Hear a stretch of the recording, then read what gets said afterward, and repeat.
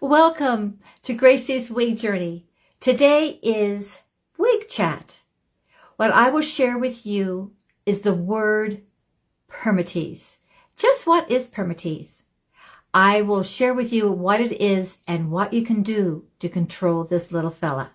Come with me. Let's begin.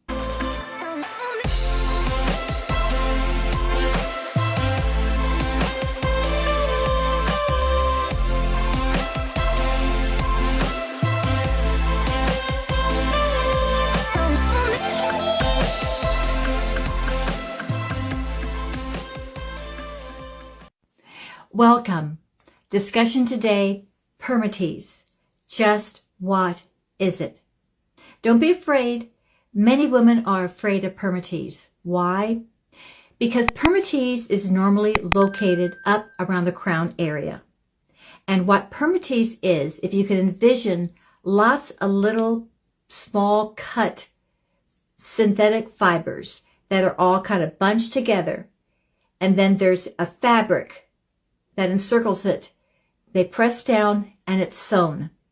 The purpose of the Permatease is to give you volume. So if you are looking for wigs that don't lie flat, that you want some volume, then Permatease is the right wig for you. I'm going to show you the construction of a Permatease.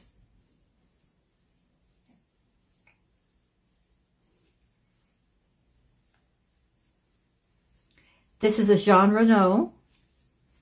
Wig by Miranda is a style. And you can see right here. Do you see right in here? It's the Permatease. It's all bunched together. It gives volume.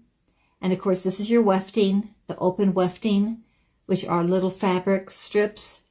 And then the synthetic fiber is machine stitched, you see?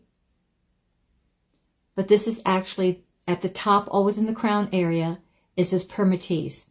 Now, if you know how to control the Permatease, if for some reason the little sticks keep coming up and you can't mat them down, I basically just warm up my hands and press.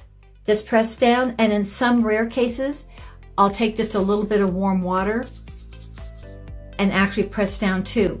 And then sometimes you can follow up with a little bit of your hairspray that are for synthetic fibers.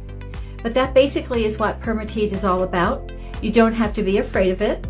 So thank you for joining me, and stay tuned for Wig Chat as we get into all the discussions of the way wigs are made.